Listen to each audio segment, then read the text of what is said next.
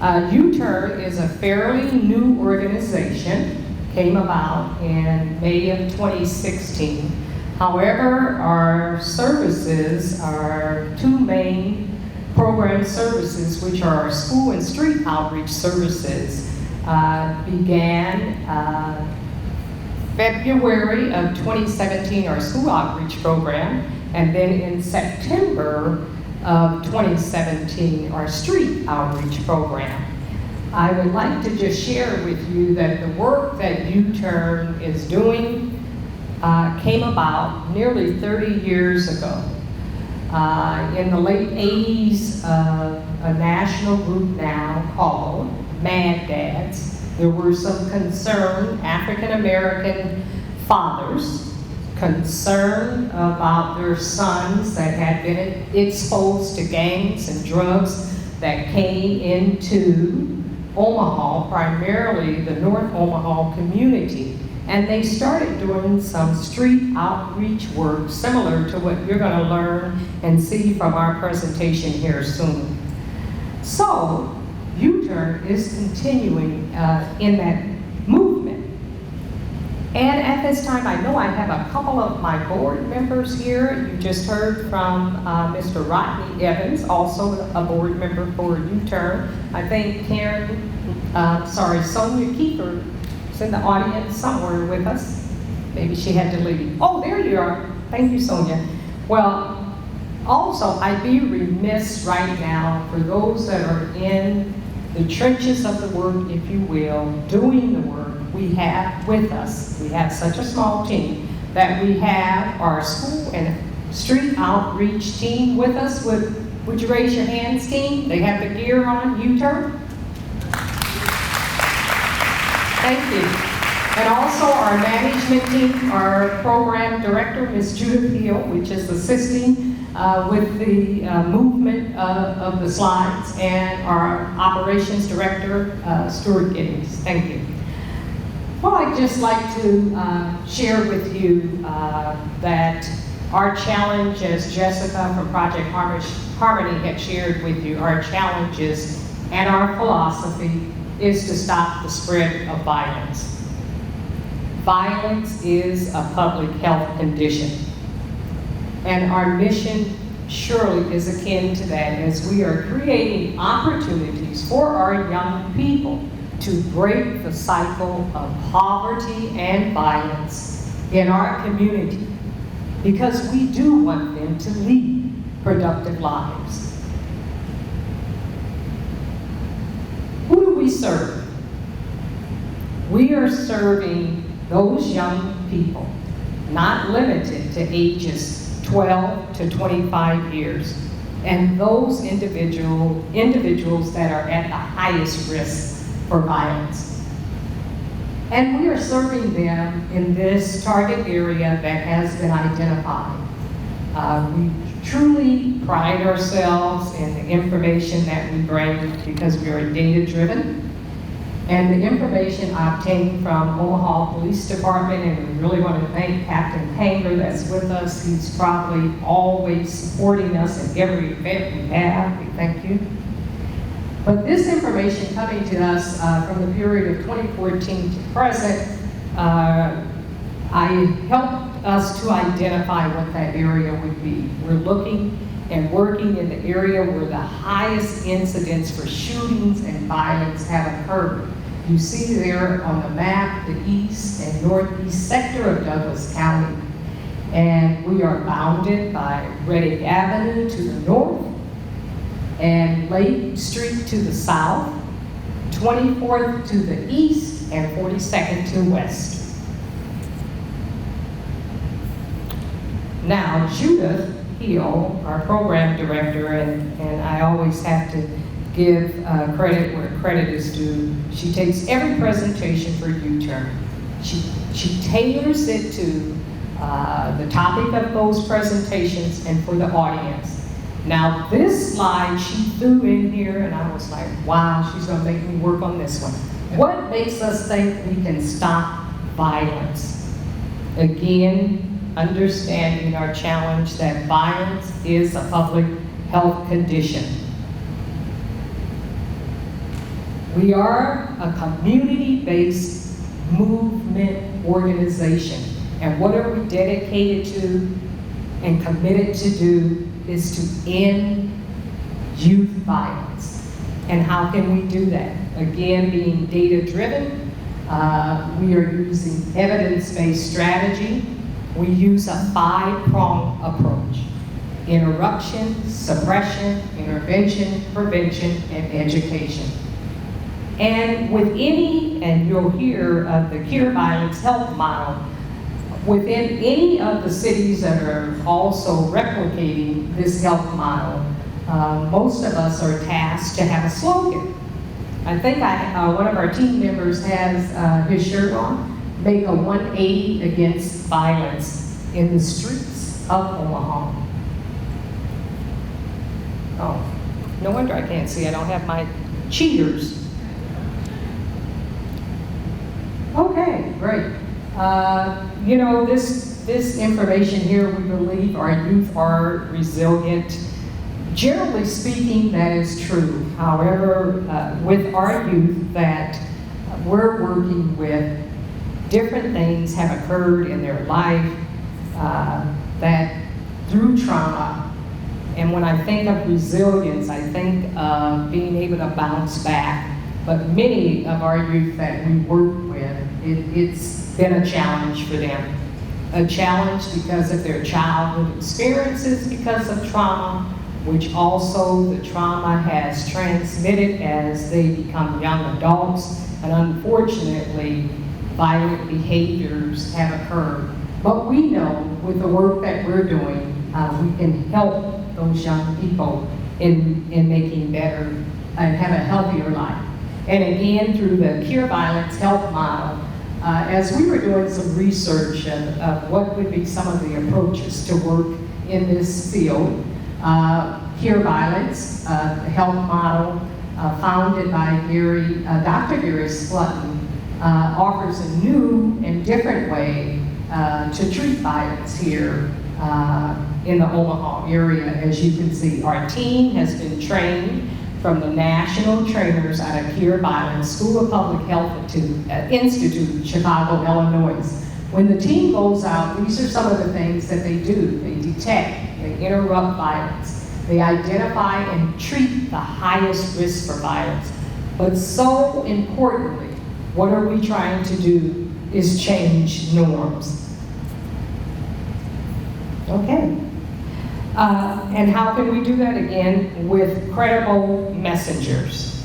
Again, working with the highest risk individuals, those adolescents, young adults that have been impacted by violence. I'm sorry.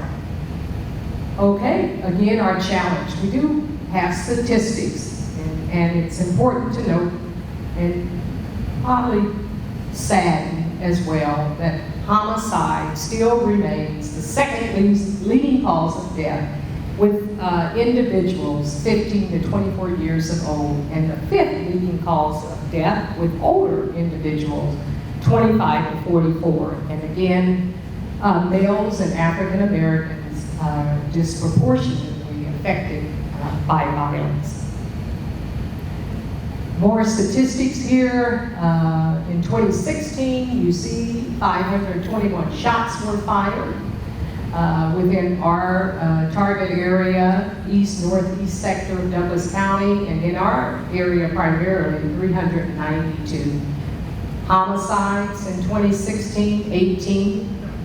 While homicides are, you know, in the metropolitan area were a record low, I would say, in 2016, 14 of those killings, again, in our target area. Our programs, again, I had shared with you earlier, we have two main programs, our school outreach program and our street outreach program. We are currently providing mentoring services in the middle schools and high schools of Omaha Public School District.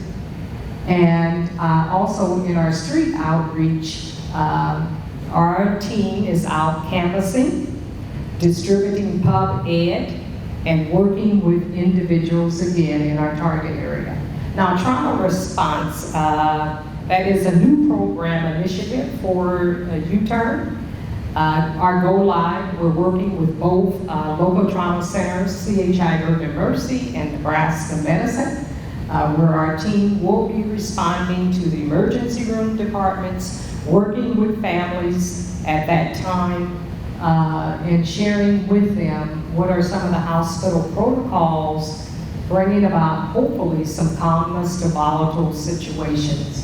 Education and training, YouTurn has been fortunate to be called upon to provide gang training and youth violence prevention training. I think we have one coming soon with Project Harmony.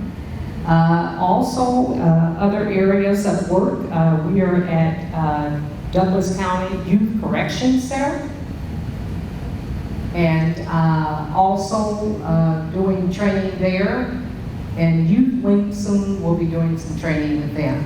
Community engagement, important. You know, I really like this one also. Judith threw this one in here, and I thought about a song that was sung years ago by the Doobie Brothers in 1976 when they were talking about taking it to the streets. And that is sure what our street outreach team does. Again, they are in the streets working in our area, working with individuals again to detect and intervene where violence occurs. And so important, again, working in the community to change those social norms. Again, who do we serve? Male and female, not limited. Through the Cure Violence Health model, they generally suggest that we serve individuals 16 to 25, however, not limited to 12 to 25 years of age as an organization, as a whole serving. When we talk about the highest risk, most people say at risk, highest risk. We're very careful to note who the highest risk individuals are. And as you can see from the list, it may be someone that carries a gun, a member of an affiliated with a gang or a clique or a crew, a recent victim, if you will, someone that's been close to someone of a victim of a recent gun violence, someone that has been incarcerated or in prison, and some prior criminal history that involves violence. Also important to note, what is the success in treating violence? We need strong partners such as you all in the audience today. We need our parents, our schools, community service providers that assist us. And we look at ourselves from the two main program services that we are able to connect our program participants for employment. We work with our faith-based organizations, again, law enforcement, our healthcare providers, I talked about CHI Bergen and Nebraska Medicine, and our mental health behavioral practitioners, always looking at a treatment. What's the treatment plan?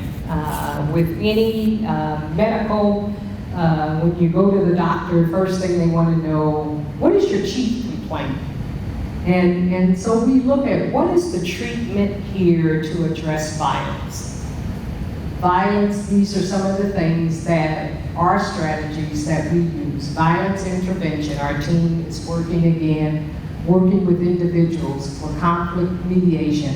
Again, trying to connect our program participants to other areas that they need for their daily living activities, job skills, employment, things of that nature. Okay, you all are our treatment partners. As you can see the list there, and if your agency's name is not there, please let us know so we can add you to the list. Continued leaders, we work with local businesses, also our faith-based organizations, our team many times.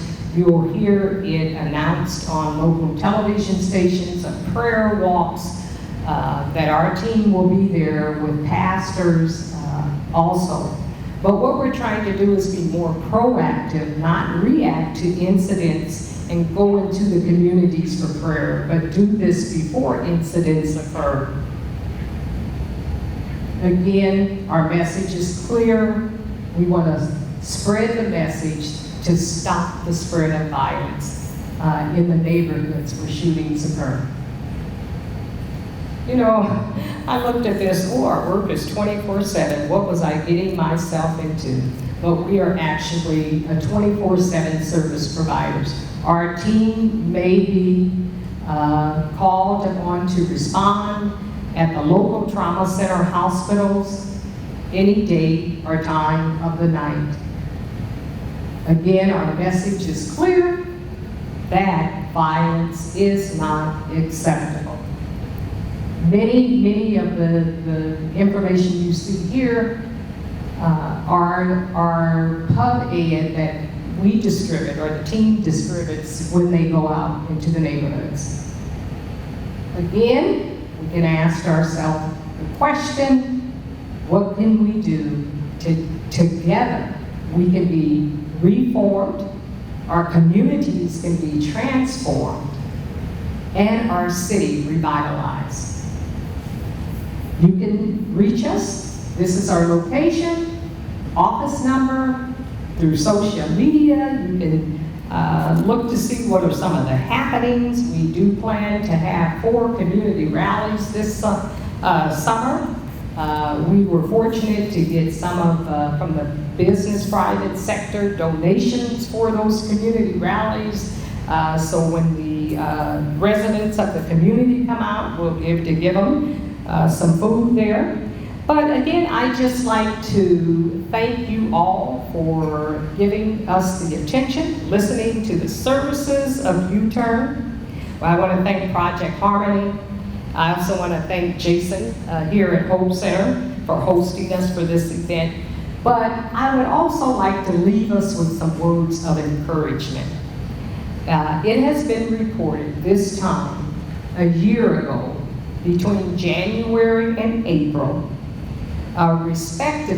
respectively, that there has been a reduction of 10 shootings and 4 less homicides in YouTurn's target area. I want to take this time again and applaud our school and street outreach team.